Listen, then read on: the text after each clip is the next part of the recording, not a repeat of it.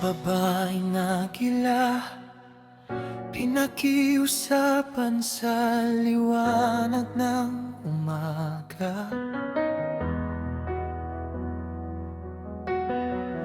Nang isang maamong tupa na maging kasama sa tuktok ng trono nila.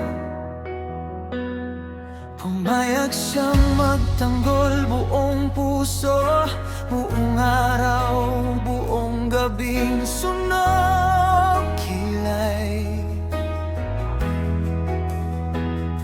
Inalalayan sa pag-akyat, inangat sa ulap, pinasan pati bigat. Pero ang tupa naging buwaya, nalagas ang balahibo, kaliskis ang lumabas. Mahal naming agila, pinalian ng papak, pero ika'y lumilipad pa rin.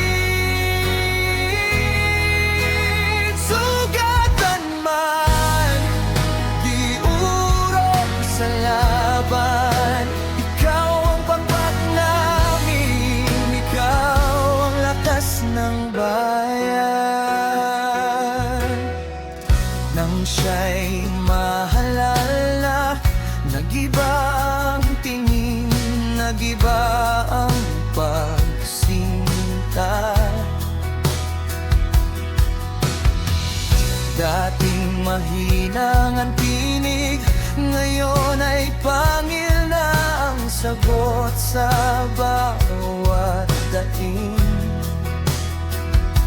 Ginipit ka, ginapos ka, tinangka kang ibagsak mula sa taas ng bundok. Pero sa gitna ng unos, ikaw pa rin ang sumasalo sa bawat sigaw, bawat luha ng tao. Dahil ang tupa naging buwaya, nalagas ang balahibo, kaliskis ang lumabas.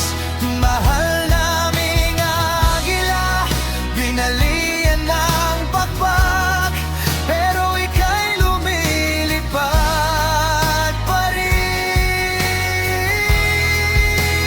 Sugatan man, di urong sa laban, ikaw ang pagpak namin, ikaw ang lakas ng bayan. Kahit mabigat ang tanikala, kahit punit ang bawat dulo ng iyong mga pakpak, ikaw pa rin ang unang gising, huling matulog, tahimik na umangko ng sakit. Lahat ng gawain, pinapasaan, pangangailangan ng tao'y tinatanggap sa dibdib.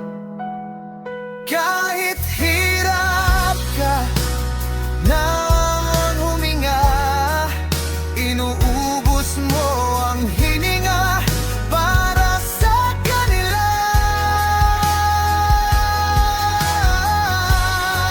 Kasi ang tupa naging buwaya, pero di niya kailanman madudungisan ng dangal.